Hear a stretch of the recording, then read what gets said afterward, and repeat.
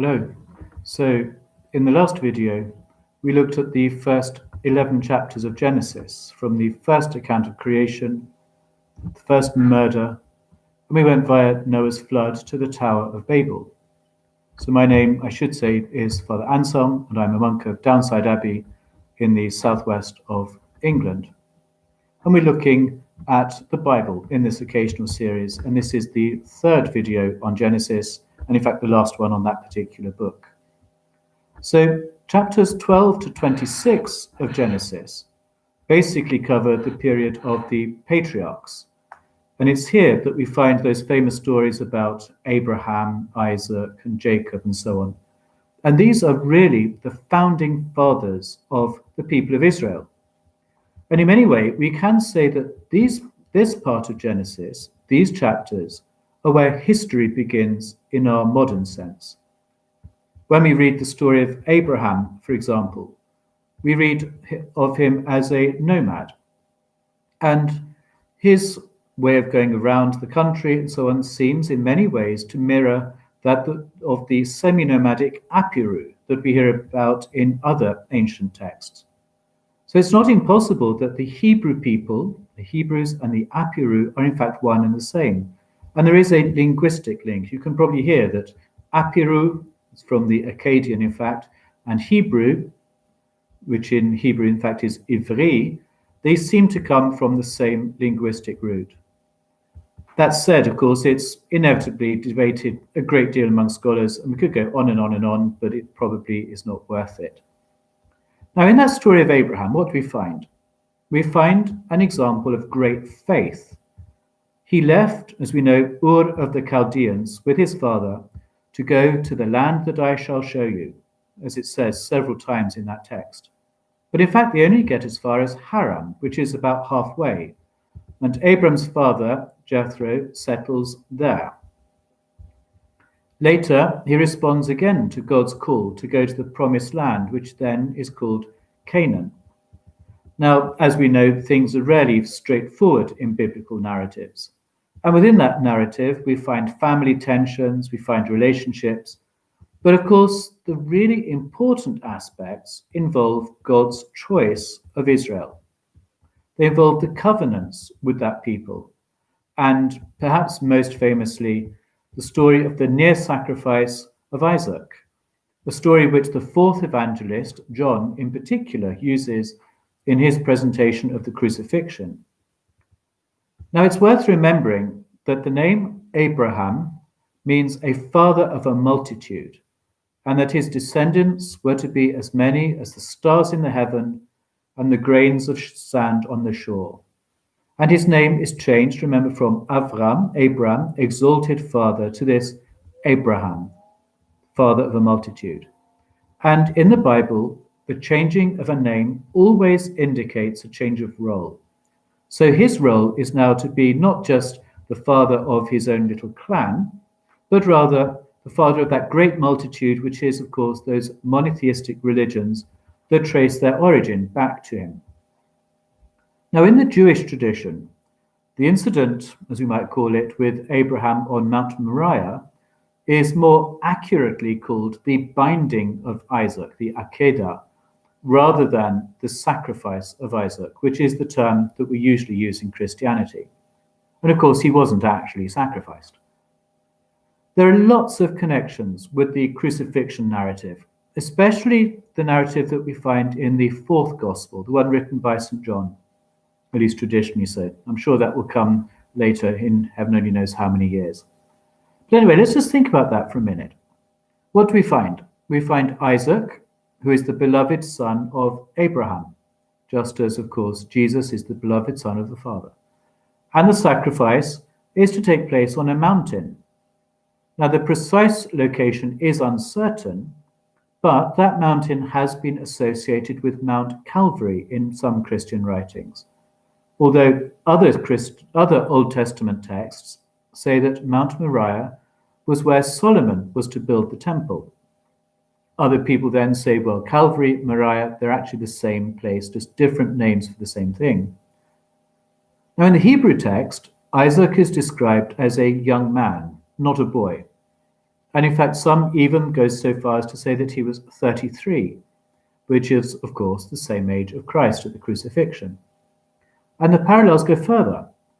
Isaac carries the wood for the sacrifice, as Christ carries the crossbeam, in fact, of his cross for crucifixion. There are two servants, just as there are two criminals. There's even an obscure minor tradition.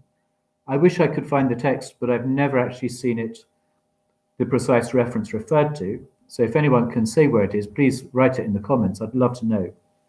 But there is this obscure minor tradition within Judaism that Isaac was actually killed by Abraham, and then God raised him from the dead.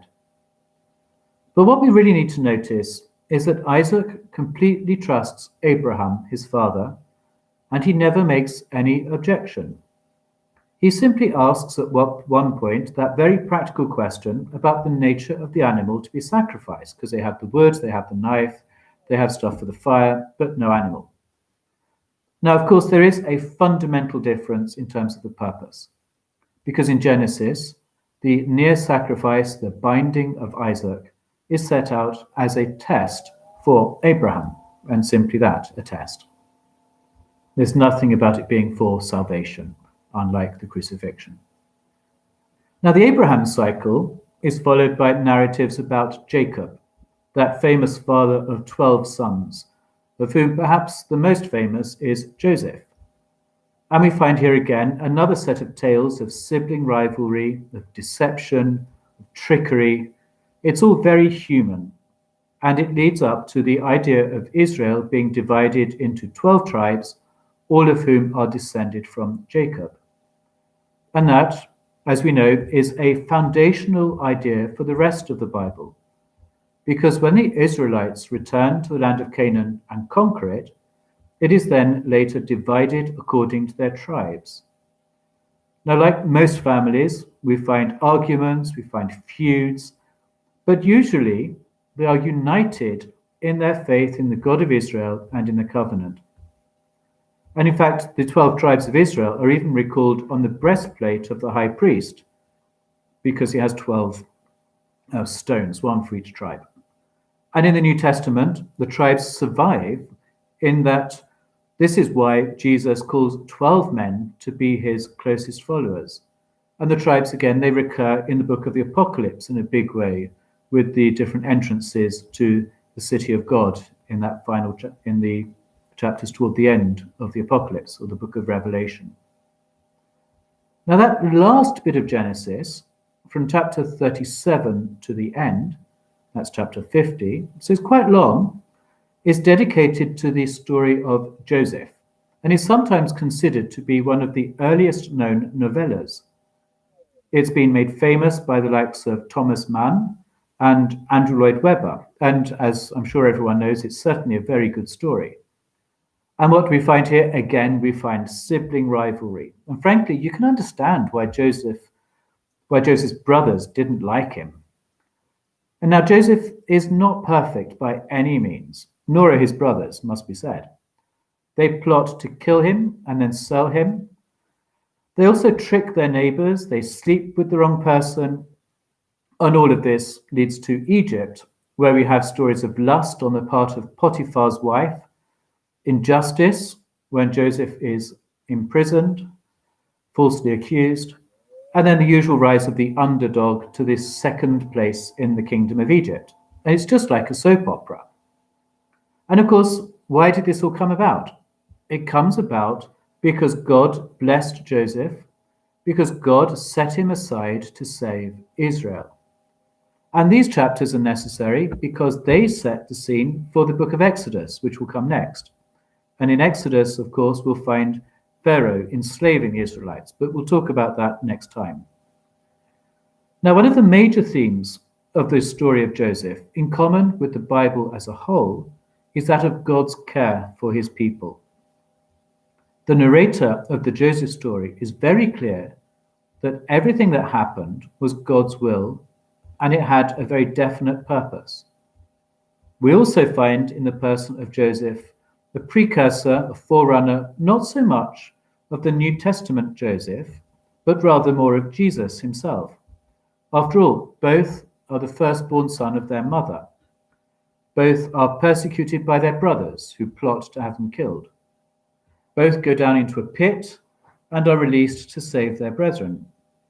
Some even see parallels between Joseph's role in feeding Egypt and the rest of the world, and Jesus, who feeds the 5,000 and gives the church and the whole world who want them the sacraments.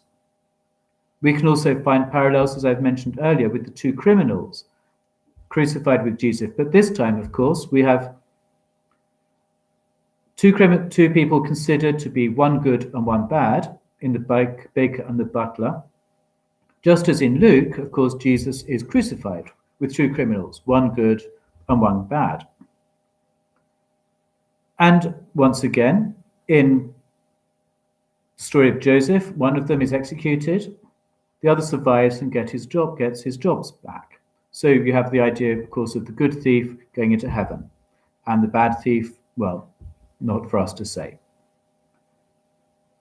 When Joseph's brothers go to Egypt to buy food, they don't recognize him. And after the resurrection, Jesus' disciples do not recognize him. So there is so much more that could be said. In Genesis, though, we find a whole mixture of genres, of accounts. We find lists, genealogies, stories of family and political intrigue. We find accounts that clearly link together, and others that seem a bit strange and random. But overall, we see the importance of God's care for his people. We see the role of the covenant in regulating relations between God and human beings. Now, we can read these accounts in different ways. They are a way of discovering more about the ancient Near East, about society at that time, about ancient literature and ancient laws. But for the believer, they're also about God's fidelity and his providence. And for the Christian, as I've tried to indicate, they also point us to Christ. So if you've enjoyed this video and hope to see more of the same, then obviously subscribe to our YouTube channel, hit the notification bell and all that so that you can actually find it again. Follow us also on our social media on Facebook, Twitter, and Instagram. And so I will see you again another time. I don't know quite when. As I said before, this might be described more as an occasional series, but we'll see what we can do. So God bless. I hope you're all well.